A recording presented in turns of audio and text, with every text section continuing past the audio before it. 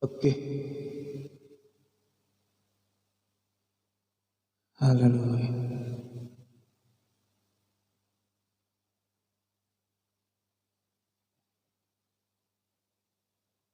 Kayak biasa aja kali ya.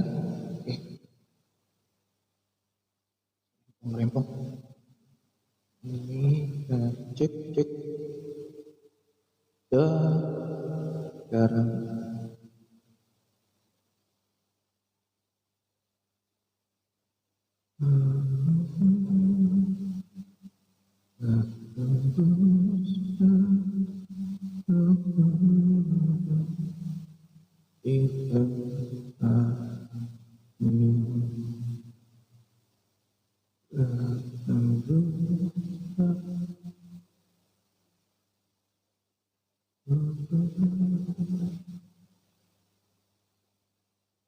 yuk kita mulai saat teduh kita. Maaf telat karena saya harus pop dulu. Sebelum kita saat teduh, kita bersatu di dalam doa. Bapa yang baik, dalam nama Tuhan Yesus Kristus, terima kasih buat pada pagi hari yang indah ini. Kau masih memberikan kami nafas hidup, Kau memberikan kami kasih setiamu. Terima kasih buat tidur yang nyenyak Kau masih berikan kepada kami. Pada saat ini kami mau merendahkan hati kami mau datang ke hadirat-Mu, kami mau saat teduh. Tuhan, biarlah ampuni setiap dosa dan kesalahan kami, baik kami yang berbuat sengaja maupun tidak, karena Engkau yang sanggup dan Engkau yang mau untuk mentahirkan kami, untuk memulihkan kami, untuk mengampuni kami, untuk melayakkan kami datang di dalam hadirat-Mu Tuhan. Biarlah Roh Kudus-Mu yang memimpin dari awal pertengahan sampai kepada akhirnya dijadikan Tuhan. Demi nama Yesus kami berserati, kami katakan siap sakit penyakit, iblis, kemalasan, kelemahan tubuh, sombongan, balan. Demi nama Yesus kami katakan, kami hancurkan. Tapi biarlah supaya kita melimpah dan Engkau juga disenangkan oleh karena apa yang kami lakukan.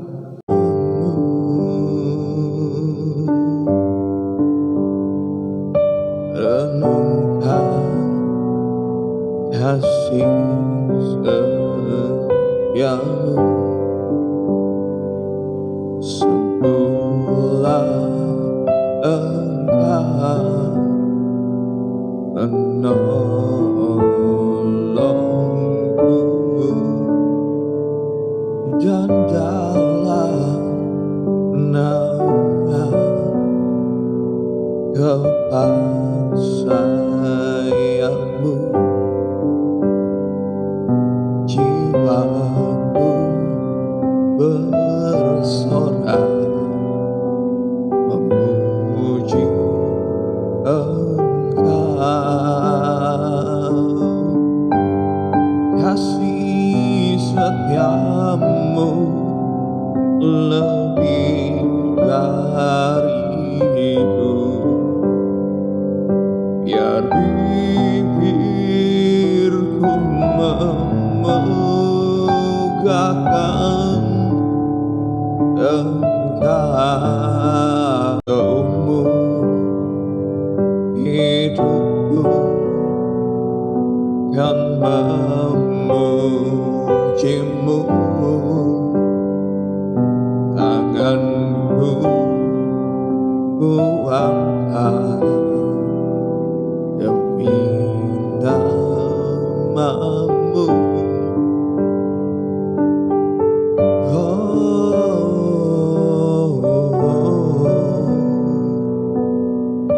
Kasih setiamu sungguhlah Engkau penolongku,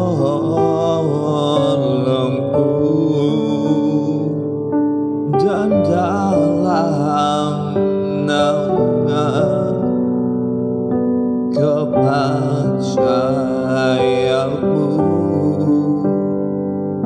jiwaku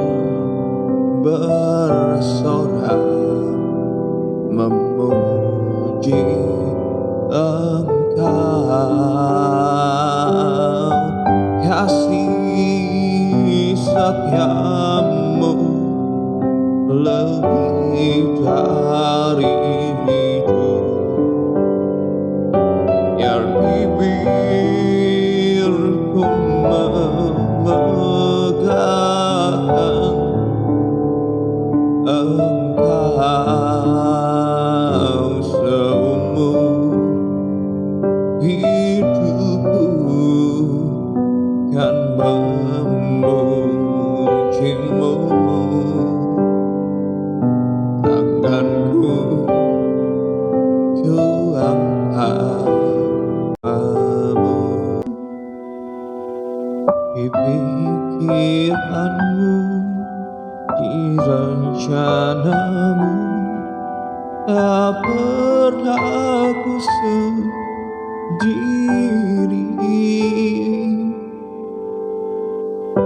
Ku di tanganmu, ku di hatimu, di pikiranmu, di rencanamu, tak pernah ditinggalkan. Ku di tanganmu, ku di hatimu, di pikiranmu, di rencanamu, tak pernah ku sendiri.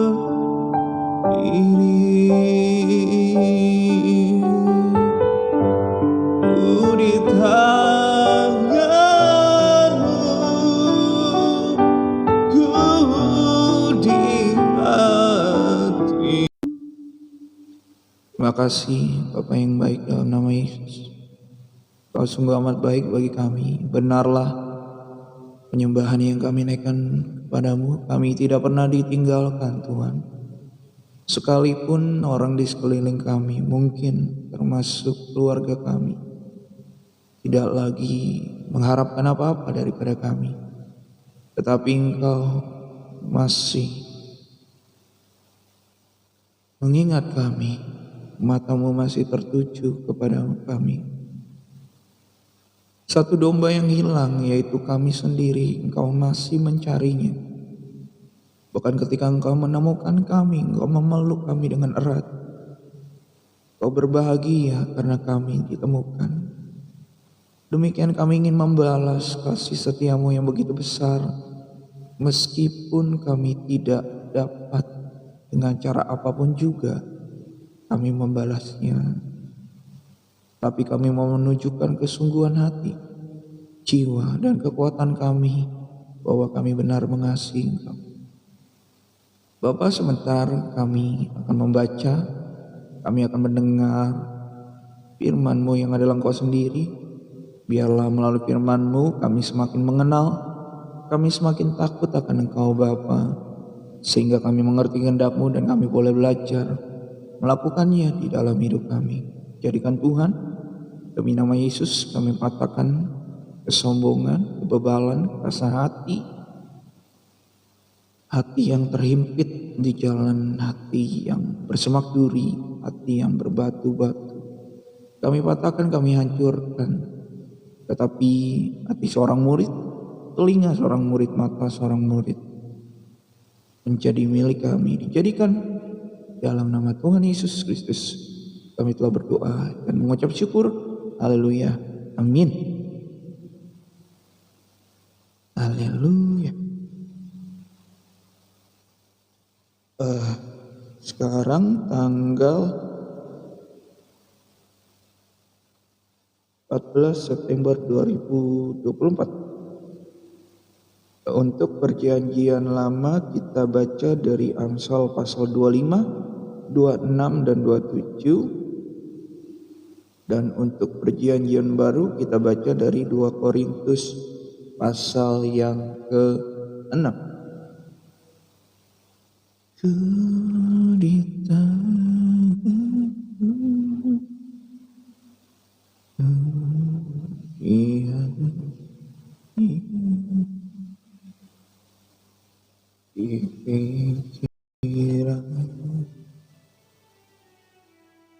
25, 26, 27. Oke.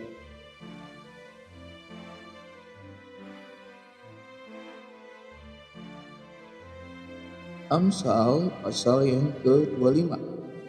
Amsal-amsal Salomo yang dikumpulkan pegawai-pegawai Hizkia. Juga ini adalah amsal-amsal Salomo yang dikumpulkan pegawai-pegawai Hizkia Raja Yehuda. Kemuliaan Allah ialah merahasiakan sesuatu, tetapi kemuliaan raja-raja ialah menyelidiki segala sesuatu.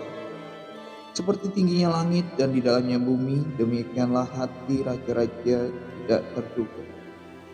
Sisihkanlah sanga dari perak, maka keluarlah benda yang indah bagi pandai emas. Sisihkanlah orang fasik dari hadapan raja, maka kokohlah tahtanya oleh kebenaran. Jangan berlagak di hadapan raja atau berdiri di tempat para pembesar. Karena lebih baik orang berkata kepadamu, naiklah kemari, daripada engkau direndahkan di hadapan orang mulia. Apa matamu lihat? Jangan terburu-buru kau buat perkara pengadilan. Karena pada akhirnya apa yang kau dapat lakukan, karena kalau sesamamu telah mempermalukan engkau, belalah perkaramu terhadap sesamamu itu, tetapi jangan buka rahasia orang lain, supaya jangan orang yang mendengar engkau akan mencemooh engkau, dan umpat terhadap engkau akan tidak hilang. Perkataan yang diucapkan tepat pada waktunya adalah seperti buah apel emas di pinggan perak. Teguran orang yang bijak adalah seperti cincin emas dan hiasan kencana untuk telinga yang mendengar. Seperti sejuk salju di musim panen, demikianlah pesuruh yang setia bagi orang-orang yang menyuruhnya. Ia menyegarkan hati tuan-tuannya. Awan dan angin tanpa hujan, demikianlah orang yang menyombongkan diri dengan hadiah yang tidak pernah diberikannya. Dengan kesabaran seorang penguasa dapat diyakinkan, dan lidah lembut mematahkan tulang. Kalau engkau mendapat madu, makanlah secukupnya. Jangan sampai engkau terlalu kenyang, dengan itu lalu memuntahkannya. Janganlah kerap kali datang ke rumah sesamamu, supaya jangan ia bosan lalu membencimu. Orang yang bersaksi dusta terhadap sesamanya adalah seperti gada atau pedang atau panah yang tajam. Kepercayaan kepada pengkhianat di masa kesesakan adalah seperti gigi yang rapuh dan kaki yang goyah. Orang yang menyanyikan nyanyian untuk hari yang sedih adalah seperti orang yang menanggalkan baju di musim dingin. Dan seperti cuka pada luka, jikalau setermu lapar, belilah dia makan roti, dan jikalau ia dahaga, berilah dia minum air. Karena engkau akan menimbun bara api atas kepalanya, dan Tuhan akan membalas itu kepadamu. Angin utara membawa hujan, bicara secara rahasia muka marah. Lebih baik tinggal pada sudut soto rumah daripada diam serumah dengan perempuan yang suka engkau. Seperti air sejuk bagi jiwa yang dahaga, demikianlah kabar baik dari negeri yang jauh. Seperti mata air yang keruh dan sumber yang kotor, demikianlah orang benar yang khawatir di hadapan orang fasik. Tidaklah baik memakan banyak madu, sebab itu biarlah jarang kata-kata pujian. Orang yang tak dapat mengendalikan diri adalah seperti kota yang roboh temboknya. Oke, sebelum baca pasal selanjutnya, saya banyak dapat berkat sekaligus teguran ya.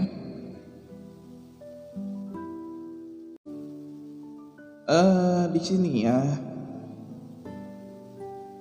Pertama berkat dulu ya, tegurannya belakangan. Di sini kita belajar bahwa di ayat ke-9, belalah perkaramu terhadap sesamamu itu, tetapi jangan buka rahasia orang lain, supaya jangan orang yang mendengar engkau akan kemau engkau, dan umpat terhadap engkau akan tidak hilang. Perkataan yang diucapkan tepat pada waktunya adalah seperti buah apel emas di pinggan perak. Teguran orang yang bijak adalah seperti cincin emas dan hiasan kencana untuk telinga yang mendengar, dan bla bla bla. Jadi jika kita menjadi teman curhat atau telinga yang mendengar bagi teman kita atau orang lain yang curhat sama kita, di sini diajarkan oleh Raja Salomo bahwa kita harus menyimpannya dengan baik-baik, jangan malah menyebarkannya ke orang lain. Karena orang yang sudah cerita sama kita sudah mempercayakan cerita hidupnya sama kita, sehingga kita harus jaga baik-baik. Lalu jika kita benar dalam argumentasi, seharusnya kita lakukan di waktu yang tepat dengan penyampaian yang tepat. Terkadang kita udah benar nih argumen kita, tetapi kita penyampaian kita tidak tepat, kita dengan marah-marah menyampaikannya, maka yang ada hasilnya juga tidak akan benar. Malah orang lain akan membela dirinya, marah-marah karena merasa dia benar, sehingga apa message yang kita sampaikan kepada dia tidak nyampe. Contoh, kemarin kan mama saya baru beli rice cooker ya, yang low karbo, itu untuk menjaga kesehatan kita, supaya kita ini, sorry ya saya sambil ngecas, kalau ada suara kresek-kresek tolong dimaafkan, maklum HP-nya bukan yang bagusan. Nah, oke.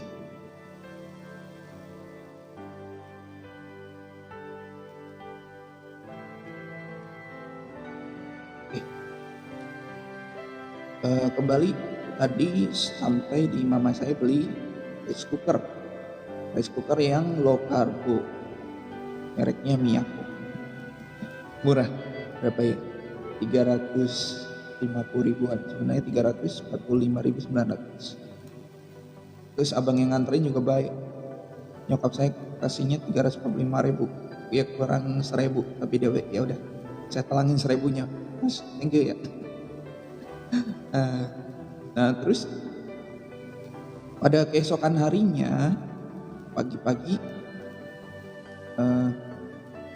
nyokap saya manggil saya, Nal kok ini nggak bisa. Terus saya lihat-lihat, oh sebentar saya pikir dulu. Kalau kemarin nyokap saya tanda kutip melakukan salah, biasanya saya emosian, karena ini nyokap saya jalan pikirannya lambat nih. Kalau kemarin saya pasti akan marah-marah, ini salah nih, ini harusnya begini bla bla bla bla. Dan biasanya nyokap saya pasti akan membela diri, ngomong sama lu mah marah-marah mulu, kasih tahu gitu. Nah itu adalah argumen yang benar, tetapi penyampaian yang salah maka hasilnya akan menjadi salah. Lalu saya belajar kan dari kesalahan saya. Oke, Mi sini. Ini kan ada petunjuknya. Di puterannya itu ada bagian yang kasar, ada bagian yang menonjol, ada bagian yang enggak. Waktu mami setting, kan itu low karbo, ada takarannya. Mami setting bagian yang kasar yang menonjolnya ke 3 cup. Baru bisa dimulai, karena ini tidak ada tombol memulainya. Mami mungkin waktu itu men-settingnya di tombol low karbo, terus nggak ada bagian kasar atau menonjolnya, makanya nggak mulai. Makanya lebih dari 1 jam juga nggak bakal itu memasak nasinya. Terus kata mama saya, oh gitu ya, soalnya kan kadang mama saya lupa-lupaan ya. yang namanya orang tua nggak bisa nyalain kan. Akhirnya urusan kelar tuh, dan akhirnya itu respon matanya gila 1 jam 30 menit, lama banget ya. Makanya ada pro dan kontra lah ya. Kalau kita beli yang murah-murah ya sesuai dengan kualitasnya. Kalau kita beli yang 1 juta, 1,5 juta, 25 atau sampai 37, karena itu udah selesai gitu. Ya kita belajar lah dalam segala hal, ada dampaknya, ada konsekuensi. Nah, terus kita juga belajar bahwa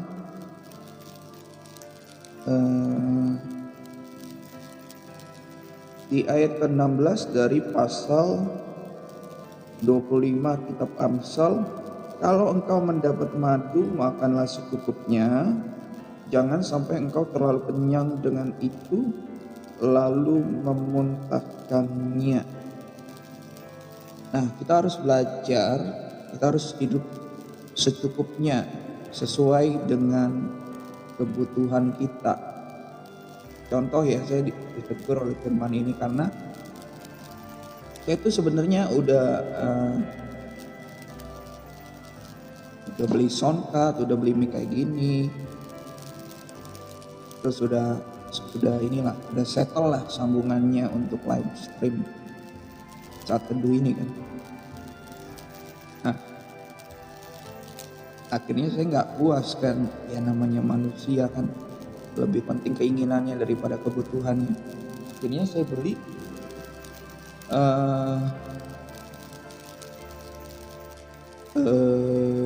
wireless sound card, mikrofon. Akhirnya saya beli itu.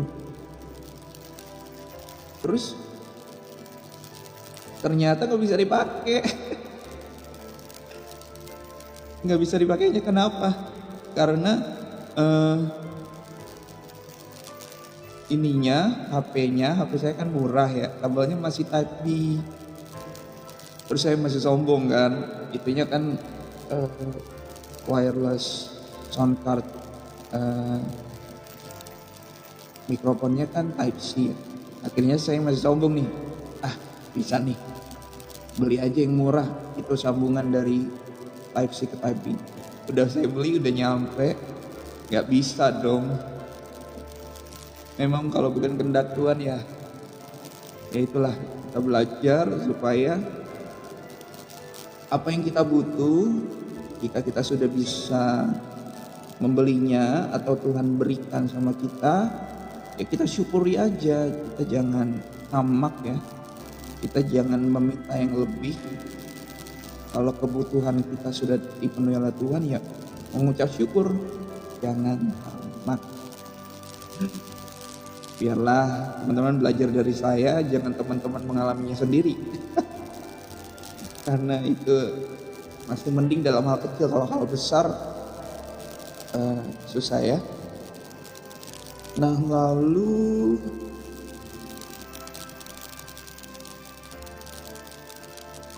kita juga belajar di ayat 20 dari Amsal pasal yang ke-25. Di sini dikatakan, orang yang menyanyikan nyanyian untuk hati yang sedih adalah seperti orang yang menanggalkan baju di musim dingin. Artinya malah akan merugikan ya, merugikan diri sendiri. Misalnya kita galau, termasuk saya jujur masih belum bisa move on ya dari hubungan saya yang dulu, di mana berapa tahun ya, mungkin udah 6 tahun 7 tahun dari 2019, berarti 5 tahun, udah 5 tahun. Jadi saya belum bisa move on dari hubungan saya yang dulu karena entah kenapa dia meninggalkan saya, gak ada kabar, tiba-tiba dia sudah menikah dengan orang lain, bahkan sudah punya anak. Kayaknya saya galau, nyanyi lagu sedih. Nah, makanya ini ditegur nih sama Tuhan nih. Orang yang menyanyikan nyanyian untuk hati yang sedih adalah seperti orang yang menanggalkan baju di musim dingin. Yang gak ada faedahnya memang. Itu akan merugikan sendiri ya. Kita belajar lah ya. Untuk kalau kita sedang galau mungkin ada sesuatu yang tidak sesuai dengan ekspektasi kita.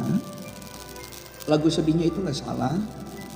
Tetapi hati kita yang harus bisa move on dari kegalauan atau sesuatu hal yang tidak sesuai dengan ekspektasi kita.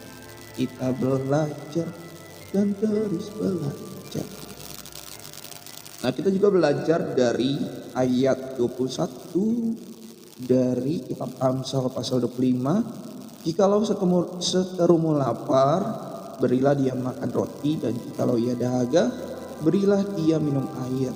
Karena engkau akan menimbun bara api di atas kepalanya, dan Tuhan akan membalas itu kepadamu.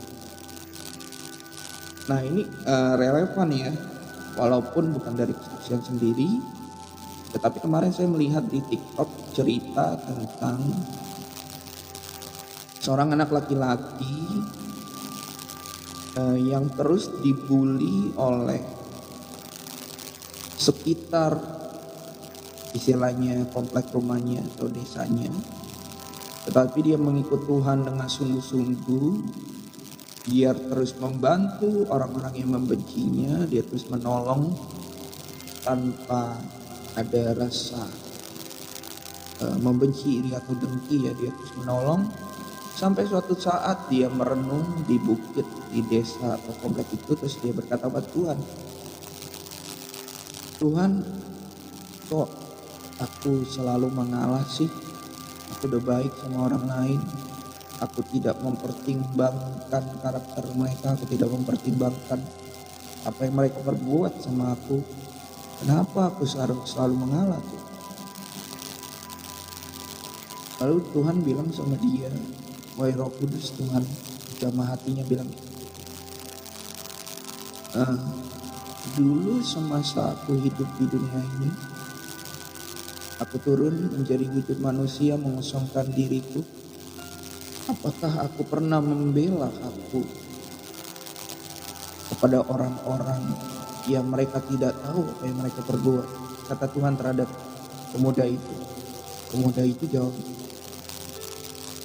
yang aku tahu engkau tidak pernah membela.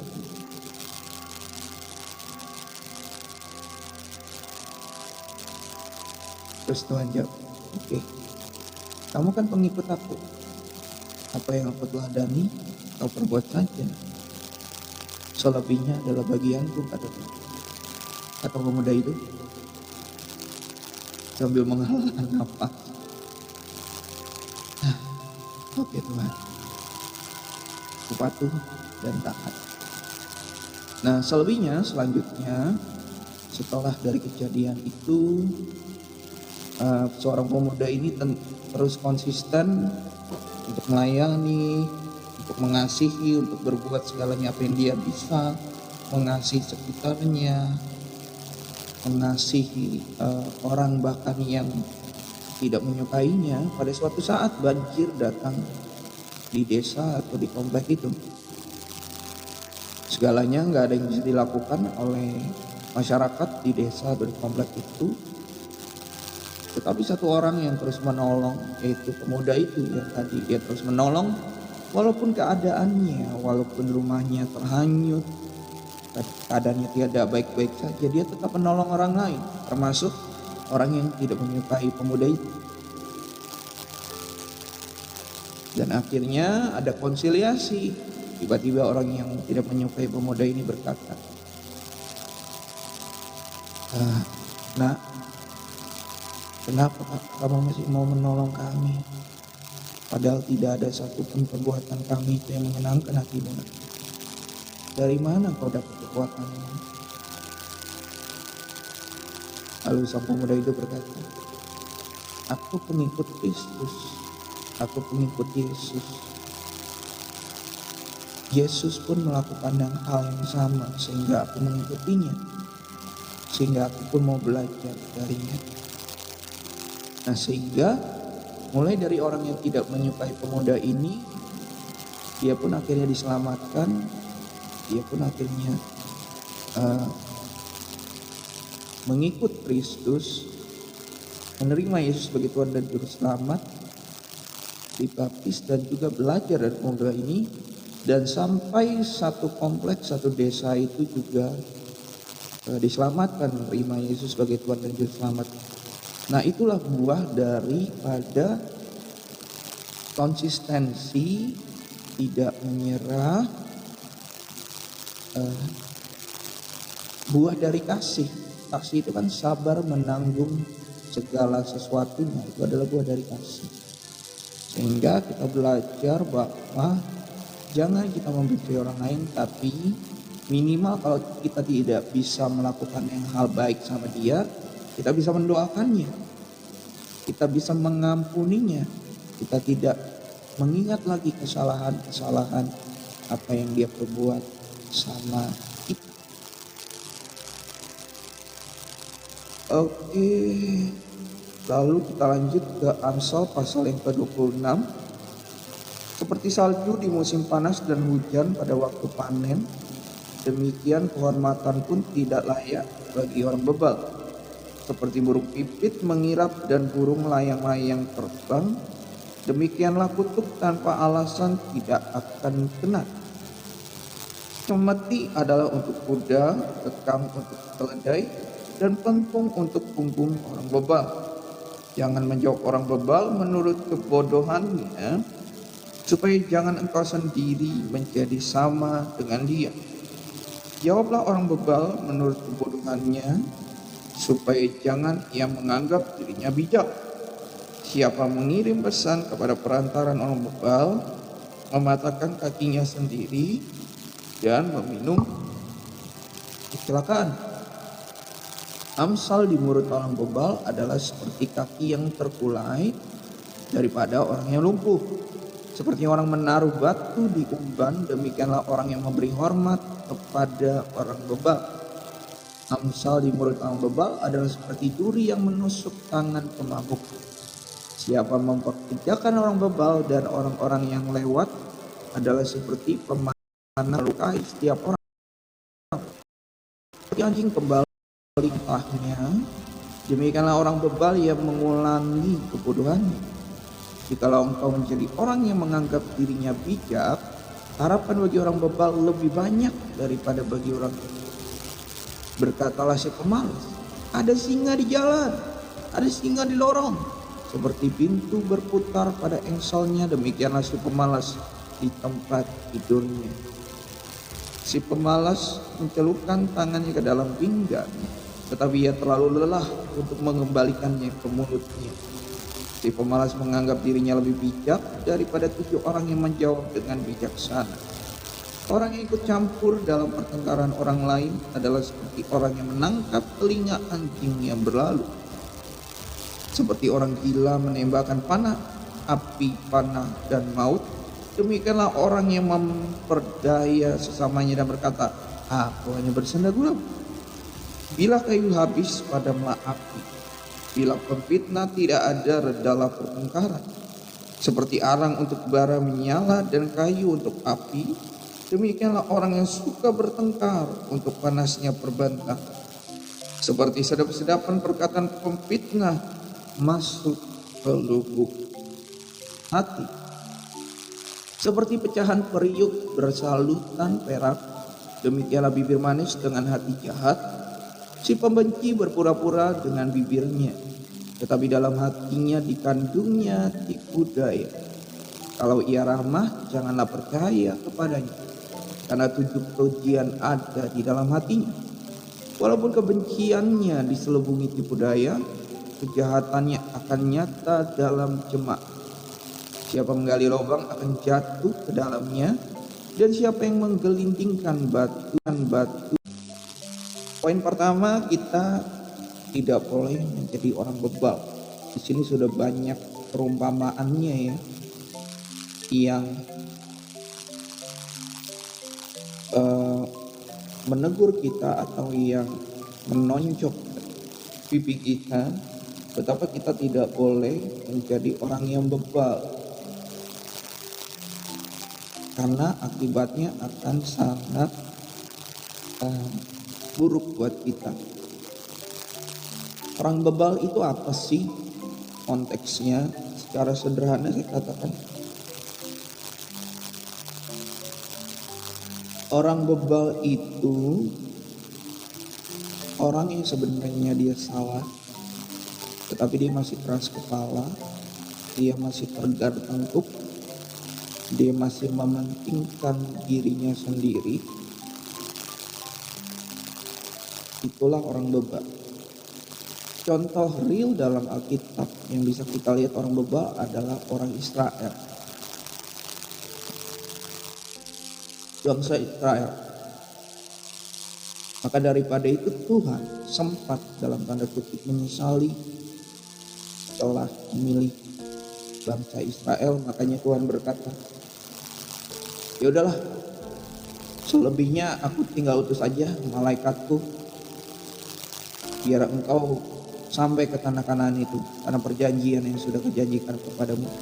Tetapi aku nggak akan menyertai kamu, kata Tuhan kepada bangsa Israel.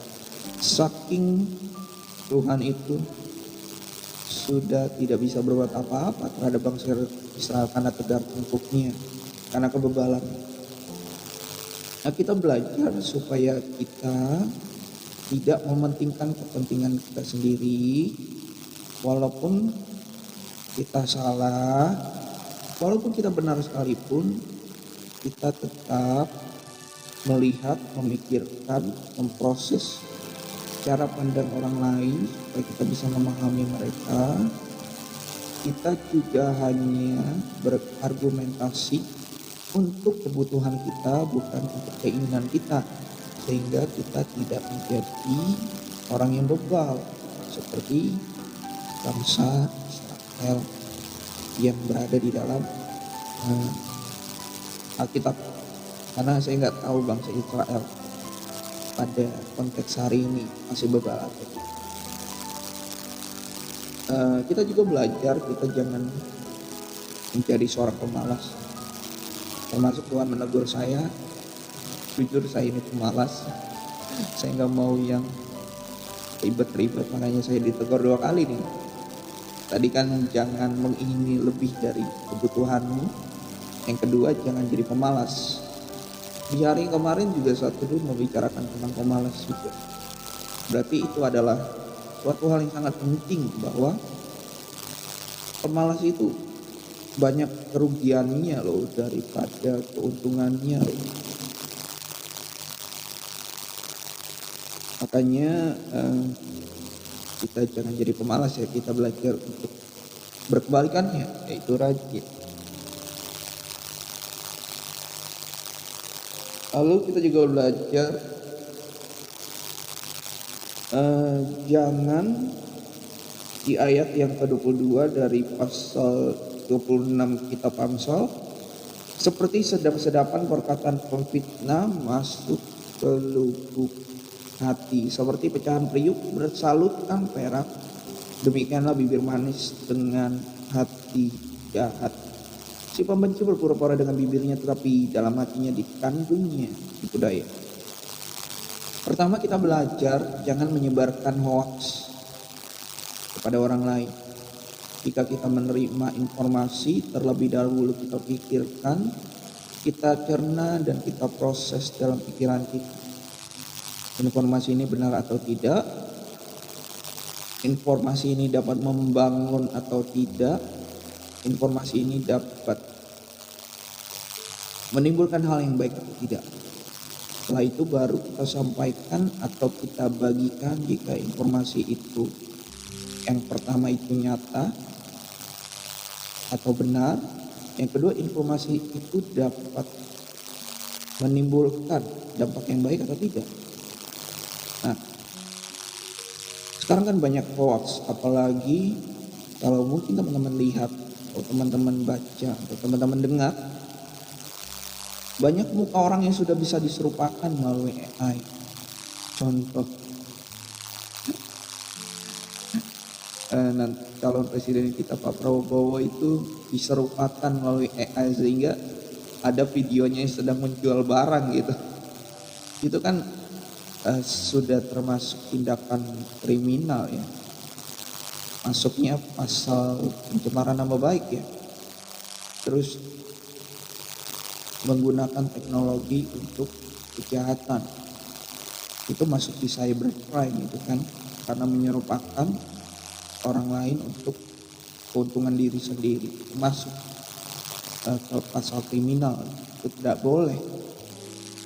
Karena zaman itu semakin maju, bukannya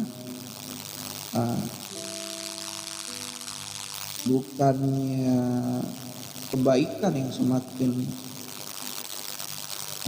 digumamkan, tetapi kejahatan. Karena kita akan selalu punya efek baik dan buruk atas segala teknologi yang dijalankan. Seperti pisau, kita bisa pakai untuk memotong sayuran, tetapi kita bisa pakai untuk mencelakai orang lain. Kayak kita belajar ya, supaya jangan menyebarkan hoax. Dan kita juga belajar apa yang di dalam hati kita, biarlah itu juga apa yang tersampaikan di mulut kita. Janganlah kita berdusta kepada diri kita sendiri. Jika kita memang tidak menyukai orang itu, kita langsung bilang. Kita panggil dia, kita berkomunikasi empat mata. Maaf bro, saya tidak menyukai kamu karena ini.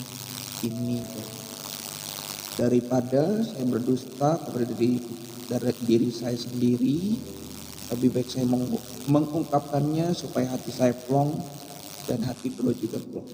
Jika bro tidak menyukainya, tidak apa-apa, setidaknya saya sudah menyampaikan kejujuran di dalam hati saya gitu. Daripada nanti kita sakit hati sendiri, kita tidak menyukai orang itu dan di dalam mulut kita menyampaikan dusta. Nah, kita belajar seperti itu. Lalu kita lanjut ke ini, maaf ya terlalu lama karena berkat yang saya dapat terlalu banyak. Dan juga kita harus belajar, terus belajar. Lalu kita lanjut ke Amsal pasal yang ke-27. Janganlah memuji diri karena esok hari, karena engkau tidak tahu apa yang akan terjadi hari itu.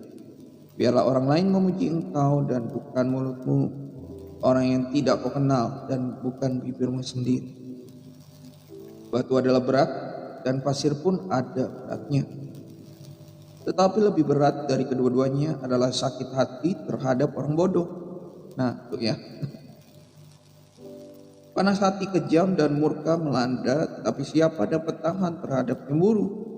Lebih baik teguran yang nyata-nyata daripada kasih yang tersembunyi. Cocok seperti yang saya bilang tadi ya.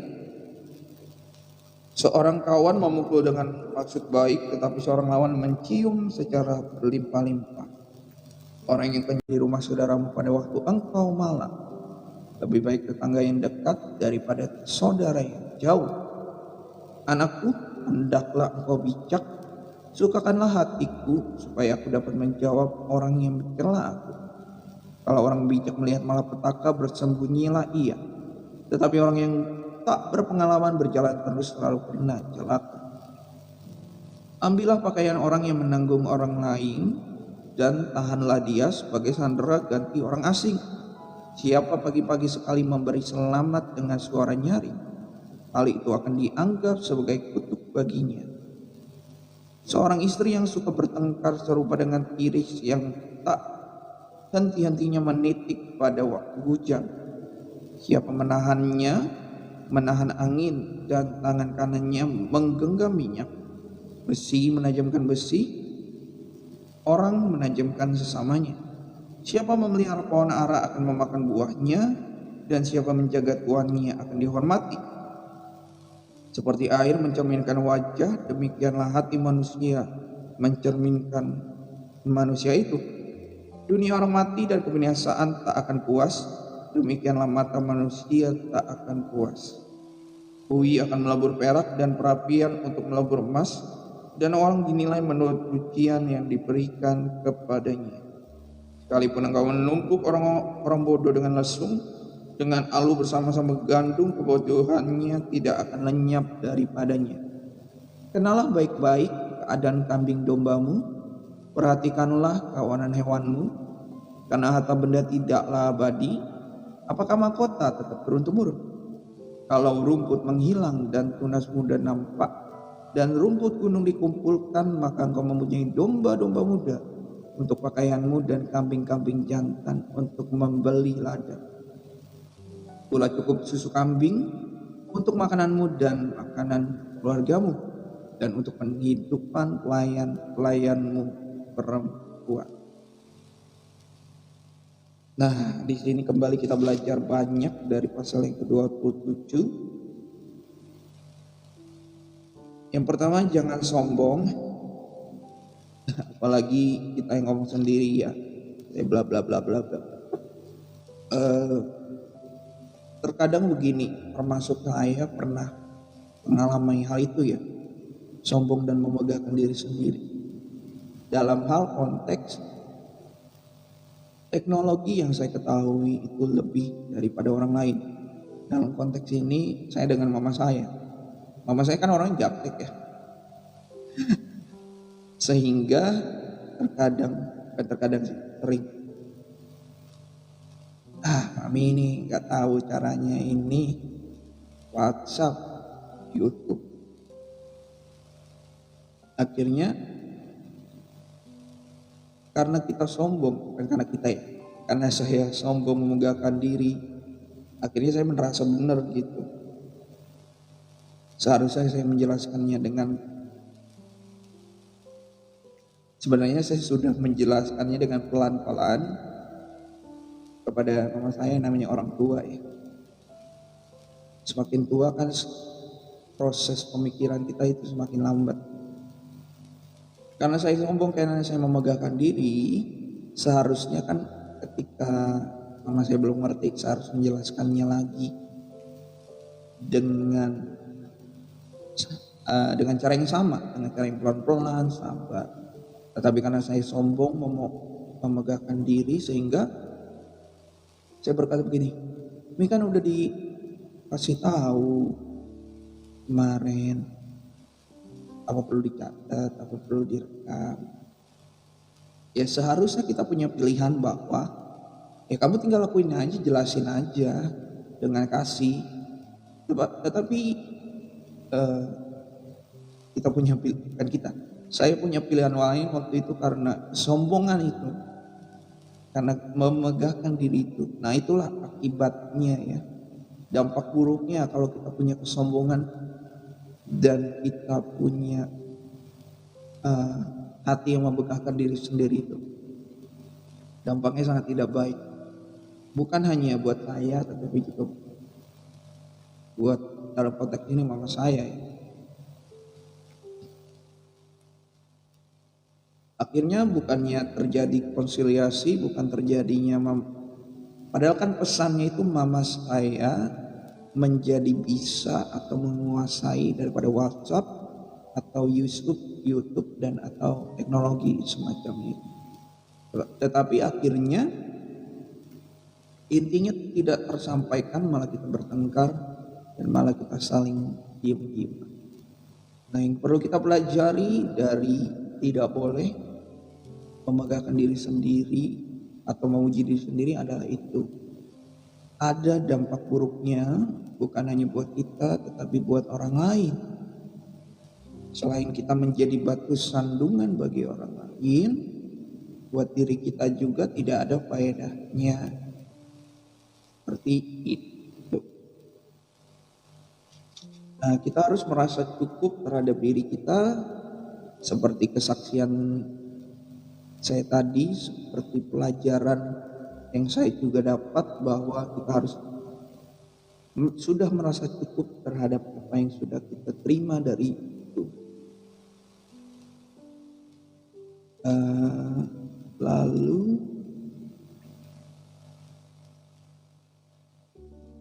oke. Oke. Kita lanjut ke perjanjian baru, yaitu 2 Korintus pasal yang ke-6. Tandain dulu biar besok. 2 Korintus pasal yang ke-6. Paulus dalam pelayanannya. Kayaknya udah bisa cabut ya. Kasihan yang dengerinnya keras-keras.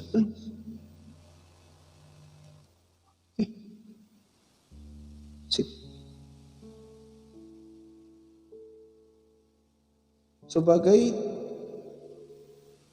ulangi judulnya ini, Paulus dalam pelayanannya.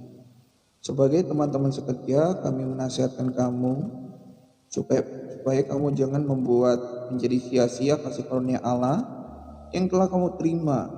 Sebab Allah berfirman, pada waktu aku berkenan, aku akan mendengarkan engkau, dan pada hari aku menyelamatkan, aku akan menolong engkau.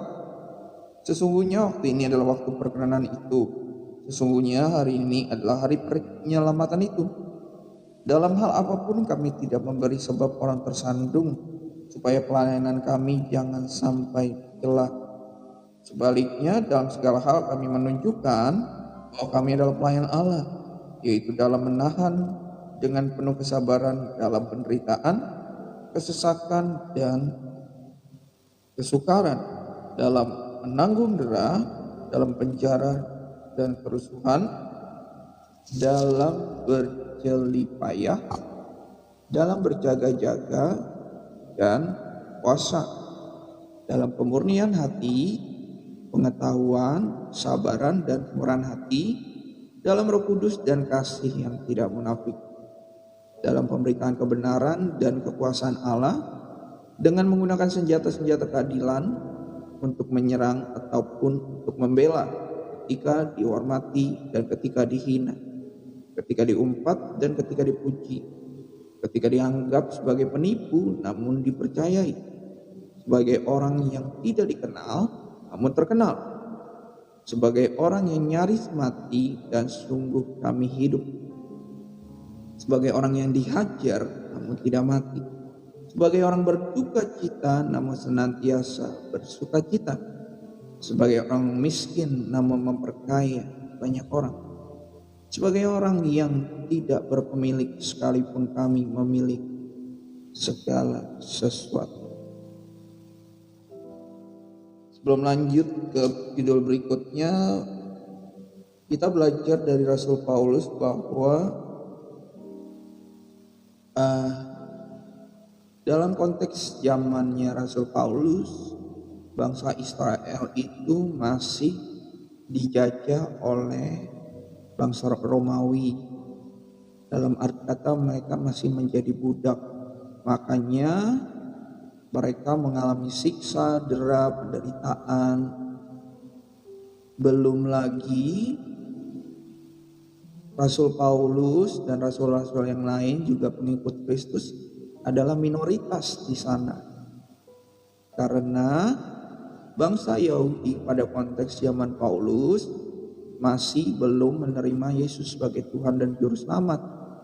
Mereka masih menanti-nantikan Mesias secara lahiriah, yaitu yang membebaskan mereka dari perbudakan orang fitnah, pokoknya tidak suka terhadap pengikut Kristus. Dalam hal ini Rasul Paulus, para rasul dan pengikut Kristus lainnya. Sehingga kan di sini dikatakan di ayat ke-5 dari pasal yang ke-6, dalam menanggung dera, dalam penjara, dalam kerusuhan, dalam berjeripayah, dalam berjaga-jaga dan puasa dan bla bla. Nah, sehingga kita belajar dari Rasul Paulus dalam konteks zaman waktu kita sekarang. Saya mungkin bisa menganalogikannya, maaf kata tanda kutip, kita dijajah oleh bangsa kita sendiri. Terbuktinya kenapa? pajak kita semakin tinggi. Pada zaman para rasul, pajak daripada orang Yahudi itu juga tinggi, yang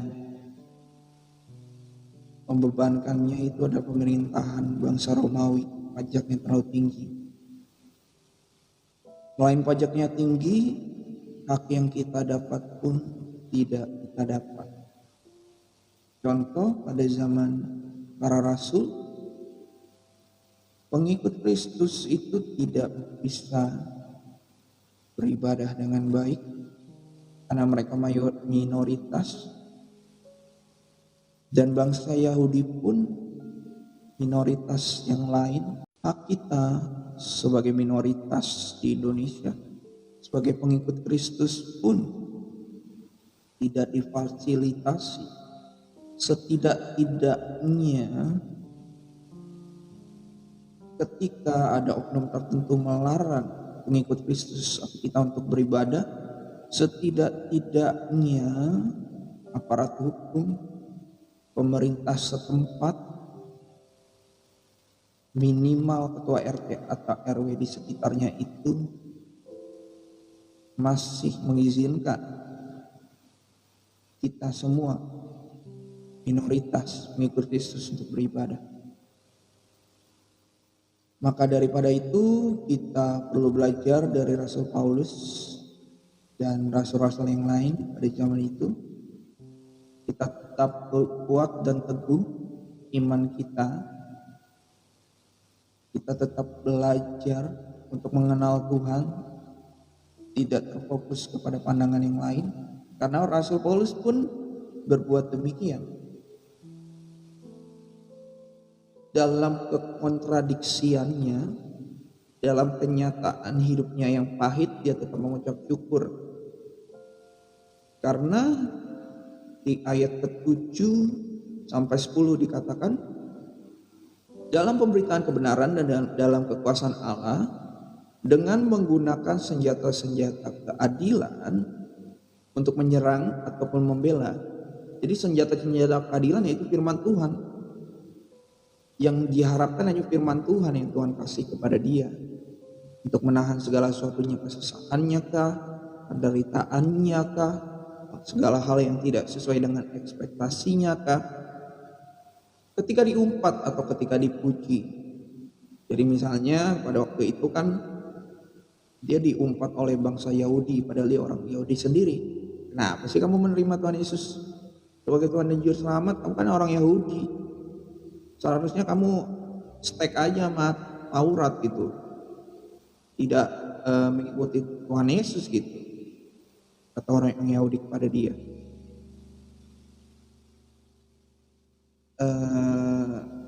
Ketika dipuji misalnya kan, ketika dipuji karena kita memberitakan kebenaran, Rasul Paulus memberitakan kebenaran, akhirnya orang selamat, makanya segalanya memujikan. Ketika dianggap sebagai penipu namun dipercaya. Nah, kenapa ketika dianggap sebagai penipu namun dipercaya? Dianggap sebagai penipunya itu adalah oleh bangsa Yahudi sendiri, karena bangsa Yahudi masih nggak percaya bahwa Yesus itu adalah Tuhan dan sebagai Juru Selamat. Karena pada zaman itu banyak juga ajaran-ajaran sesat yang menyimpang, yang mengatakan bahwa Tuhan Yesus itu nggak mati, dia diserupakan dengan orang lain, sehingga dia dibawa lari dan dia masih hidup sampai sekarang. Nah, banyak ajaran-ajaran sesat. Pertama-tama makanya Rasul Paulus menegaskan ini sehingga dia bisa berkata-kata yang selanjutnya. Di ayat yang ketiga dari 2 Korintus pasal 6, dalam hal apapun kami tidak memberi sebab orang tersandung, supaya pelayanan kami jangan sampai dicela. Sebaliknya dalam segala hal kami menunjukkan bahwa kami adalah pelayan Allah, itu dalam menahan dengan penuh kesabaran dalam penderitaan, kesesakan dan kesukaan. Jadi Rasul Paulus itu sudah meletakkan dasar. Oh, kita nggak mau nih jadi batu sandungan bagi orang lain. Kalau jadi batu sandungan bagi orang lain, kabar baik itu nggak tersampaikan ke orang lain. Orang lain itu nggak bakal percaya. Karakter kita aja nggak mencerminkan hal itu dalam konteks kita sekarang. Jadi kita belajar dari Rasul Paulus bahwa sebelum kita memberitakan kabar baik, terlebih dahulu karakter kita harus benar. Buah roh itu harus ada pada kita. Minimal kita tidak menjadi batu sandungan kepada orang lain, sehingga kita ketika memberitakan kabar baik kepada orang lain, jangan kita sendiri ditolak. Nah, di sini di ayat ke-9 dan ke-10, karena terlalu panjang saya singkatkan saja bahwa meskipun kenyataannya kita mendapatkan segala sesuatu yang tidak sesuai dengan ekspektasi kita, hal yang kontradiksi adalah karena kita memiliki Tuhan, sehingga kita matanya tidak berfokus kepada kenyataan, tetapi yang kita andalkan tetap Tuhan. Intinya Paulus mengatakan seperti itu. Dalam konteks hidup kita sekarang, mungkin buat yang masih jomblo, cari pasangan belum dapat, mungkin yang belum dapat pekerjaan sampai sekarang belum dapat, mungkin usahanya belum menghasilkan segala sesuatu, mungkin dalam kerjaannya yang kok saya stuck di sini nggak naik-naik, mungkin dalam kehidupannya saya sakit kok belum sembuh-sembuh, mungkin yang masih dalam terlilit hutang kok saya bisa belum mencicil hutangnya. Nah, apapun hal yang belum sesuai dengan ekspektasi kita, selama kita masih berharap, selama kita masih mengandalkan Tuhan, Tuhan pasti punya cara untuk menolong kita. Seperti ada lagu berkata demikian, bukan? Sehingga indah pada waktunya, seperti Rasul Paulus yang bersuka cita, demikian juga kita bersuka cita karena masih ada Tuhan Yesus yang kita andalkan.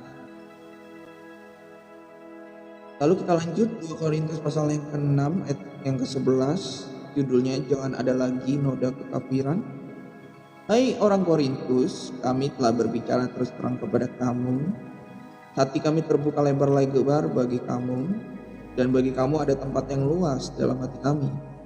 Tetapi bagi kami hanya tersedia tempat yang sempit di dalam hatimu. Maka sekarang supaya timbal balik, aku berkata seperti kepada anak-anak, bukalah hatimu selebar-lebarnya, janganlah kamu merupakan pasangan yang tidak seimbang dengan orang-orang yang tidak percaya. Sebab persamaan apakah terdapat antara kebenaran dan kedurhakaan? Atau bagaimanakah terang dapat bersatu dengan gelap? Persamaan apakah yang terdapat antara Kristus dengan Belial? Apakah bagian bersama orang-orang percaya dengan orang-orang yang tidak percaya? Apakah hubungan bait Allah dengan berhala? Karena kita adalah bait dari Allah yang hidup menurut firman Allah ini. Aku akan diam bersama dengan mereka dan hidup di tengah-tengah mereka. Dan aku akan menjadi Allah mereka dan mereka akan menjadi umatku. Sebab itu, keluarlah kamu dari antara mereka dan pisahkanlah dirimu dari mereka, firman Tuhan. Dan janganlah menjamah apa yang najis, maka aku akan menerima kamu dan aku akan menjadi bapamu, dan kamu akan menjadi anak-anakku laki-laki dan anak-anakku perempuan. Demikianlah firman Tuhan yang Maha Kuasa. Nah, ini konteksnya adalah jemaat-jemaat Korintus pada saat itu mereka memang sudah menjadi pengikut Kristus, tetapi mereka suka kepada lawan jenis yang bukan orang percaya, yang masih menyembah berhala, yang tidak mengenal Tuhan, tidak mengenal Tuhan Yesus. Sehingga Rasul Paulus dengan terus terang, dia sebagai bapa, dia sebagai gembala itu secara terus terang, jangan seperti itu karena dampaknya akan tidak baik.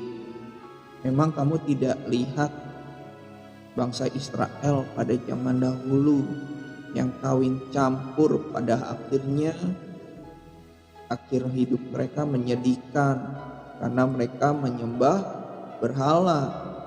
Tuh.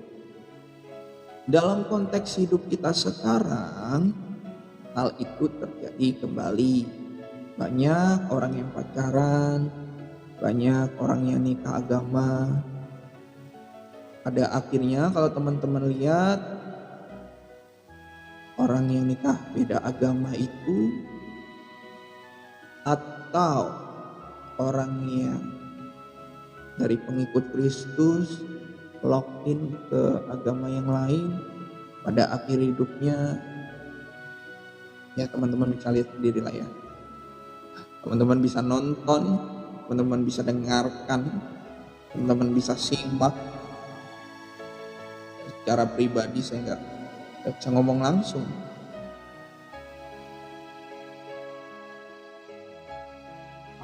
Dan juga buat yang kita masih single atau masih jomblo, biarlah kita memilih pasangan kita yang sepadan. Yang pertama pasti seiman, minimal mau belajar mengenal Tuhan dengan sungguh-sungguh. Nah, yang kedua, yang dapat membangun diri kita sebagai pasangan, mereka dapat membangun diri kita di dalam mengenal Tuhan. Itulah yang perlu kita cari dalam mencari pasangan hidup, bukan pasangan doang ya, pasangan hidup. Oke, demikianlah berkat firman Tuhan. Sorry ya buat saat teduh yang kemarin itu sepotong karena HP-nya udah mati. HP-nya habis baterainya, jadi nggak sampai selesai saat teduhnya. Nah, kita doakan sekarang untuk pemerintahan Indonesia ya, terutama untuk konstitusi tetap ditegakkan, Undang-Undang 45 tetap ditegakkan, Undang-Undang 45 tetap ditegakkan, dan juga pemerintahan Indonesia juga aware itu setiap instansi melakukan pekerjaan yang baik, tidak seperti tanda kutip cuman melihat saja gitu. Karena terutama saya terbeban gitu ya, buat teman-teman yang doa saja dilarang gitu di tempat sekitarnya gitu. Kita berdoa juga buat teman-teman yang mungkin dilarang berdoa, juga dilarang beribadah di tempatnya. Kita berdoa supaya mereka dikuatkan dan diteguhkan. Kita juga berdoa untuk yang lagi happening itu. Itu berdoa agar gempa keras itu tidak terjadi di Indonesia. Kita juga berdoa untuk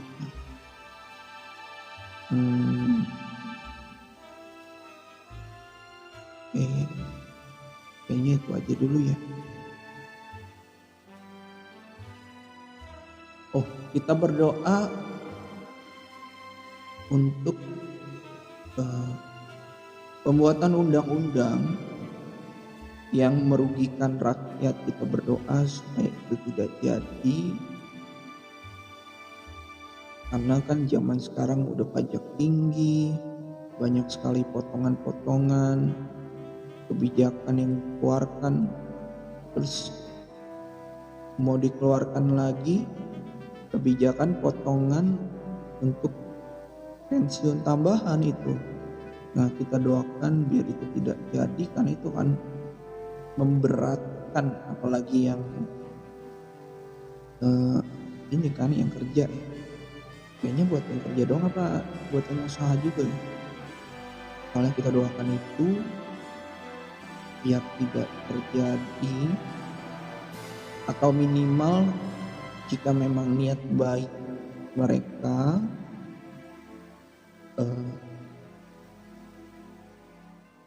pelaksanaannya itu sesuai, sehingga tidak merugikan rakyat, sehingga tidak dikorupsi oleh pihak-pihak tertentu. Karena biasanya kan logikanya ya, jika rakyat atau masyarakat itu mau mendapatkan haknya, seharusnya pemerintah secara langsung mentransferkan dana di pos-pos khusus, misalnya dana di pos untuk jaminan hari tua, dana di pos untuk misalnya tapera atau rumah.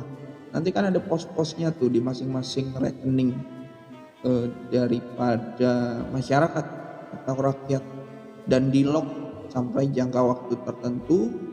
Jadi pemerintah itu bekerja sama dengan bank BUMN atau bank swasta misalkan yang dapat menjangkau seluruh Indonesia, di lock tuh dana-dananya. Jangan dana yang sudah kita sisihkan sebagai masyarakat atau rakyat, juga pajak yang kita sudah sisihkan sebagai masyarakat atau pajak, ditaruh di departemen atau kementerian tertentu, sehingga kue tersebut bisa dibagi-bagikan kepada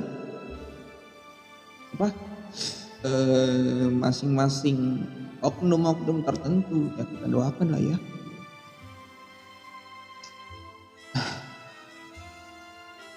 Kita doakan lah ya.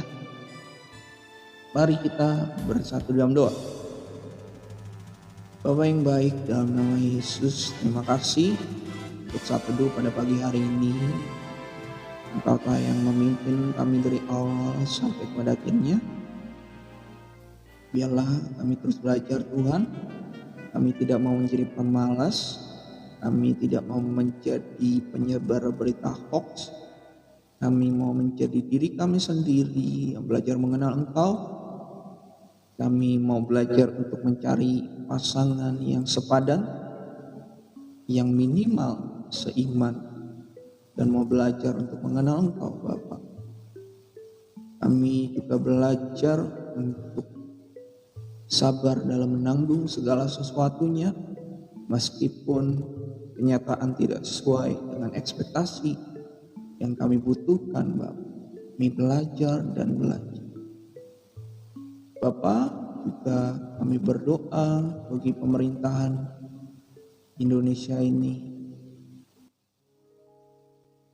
Engkau Allah yang adil, Engkau Allah yang benar. Engkau tidak akan membiarkan kami berada di negara yang tidak adil dan tidak benar Bapa. Biarlah Engkau yang menjamah Tuhan, konstitusi negara Indonesia, Undang-Undang 45 tetap ditegakkan, tidak dikangkangi, tidak dioprek-oprek Tuhan, tidak dipermainkan Bapak hukum yang berada di Indonesia ini. Biarlah hukum yang adil dan benar dipraktekkan. Setiap pemangku kebijakan, pelaksana kebijakan, menjalankannya dengan baik dan benar, jadikan Tuhan. Dalam nama Yesus. Juga kami berdoa untuk saudara-saudara kami yang dilarang berdoa atau juga dilarang beribadah, baik di rumahnya, kontrakan, kosan, di ruko, atau tempat yang sudah ada IMB, tetapi mereka tetap dilarang. Kuat dan teguhkan hati mereka Tuhan, karena masih ada Engkau yang mereka harapkan. Engkau pasti tidak akan mempermalukan orang yang dengan sungguh hati datang beribadah kepadamu Tuhan, bersekutu intim denganmu Bapa. Dijadikan Tuhan, biarkanlah Engkau juga mengirimkan orang-orang yang membantu, baik itu bantuan hukum maupun orang yang mengerti akan hukum, sehingga segala sesuatunya berjalan baik dan benar. Toleransi antar umat beragama semakin erat, semakin bersatu, semakin menghargai perbedaan, dijadikan di dalam nama Yesus. Engkau juga menjamah kebijakan itu, baik DPR maupun pemerintah yang mengusulkannya, biarlah itu tidak merugikan rakyat dan juga pelaksanaannya itu dilakukan dengan baik dan benar, sehingga tidak ada yang namanya membagi-bagikan kue, membagi-bagikan porsi uang ataupun korupsi. Demi nama Yesus kami patahkan, kami hancurkan niat jahat, kepentingan diri sendiri, kepentingan golongan, demi nama Yesus. Selanjutnya tidak ada yang namanya korupsi, tidak ada yang namanya pembagian kekuasaan, tidak ada yang namanya kepentingan pribadi atau kepentingan golongan, tidak ada yang namanya politik dinasti yang merugikan rakyat Indonesia. Dalam nama Yesus dijadikan Tuhan. Kami juga menyudahi saat teduh ini Bapa, biarlah Kau boleh disenangkan oleh karena apa yang kami lakukan. Tuhan juga tolong biarlah darah Yesus menutup punggung kami beserta keluarga kecil kami, juga keluarga besar kami. Malaikat-Mu berjaga-jaga atas kami. Kami melakukan apa yang Roh Kudus katakan bagi kami. Dijadikan Tuhan dalam hidup kami. Demi nama Yesus kami katakan niat jahat manusia, iblis, setan, pusat penyakit, kesombongan, kebebalan, kerasan hati, demi nama Yesus kami patahkan. Tetapi kami mau seperti Daud Tuhan, hanya penyertaan-Mu, hanya Engkau saja yang kami butuhkan untuk dapat kami menjalani hari hidup kami, supaya orang diberkati dan nama-Mu dipermuliakan. Terima kasih Tuhan, kami telah berdoa dan mengucap syukur. Haleluya, amin. Sampai jumpa pada besok hari di jam yang sama, jam 3 waktu Indonesia Barat. Live ini saya laksanakan di TikTok jam 3 pagi waktu Indonesia Barat. Kalau teman-teman yang mungkin terlambat mengikuti saat teduhnya, teman-teman bisa saat teduhnya, karena saya mengupload videonya di YouTube. Cari aja keywordnya Rinaldi Thonik saat teduh ke hari ini, yaitu tanggal 14 September 2024. Dan juga saya mengupload audionya di Spotify. Cari aja podcast Rinaldi Thonik, topiknya itu saat teduh tanggal 14 September 2024. Sampai jumpa pada besok hari di jam yang sama. Tuhan Yesus memberkati. God bless you all. Bye-bye.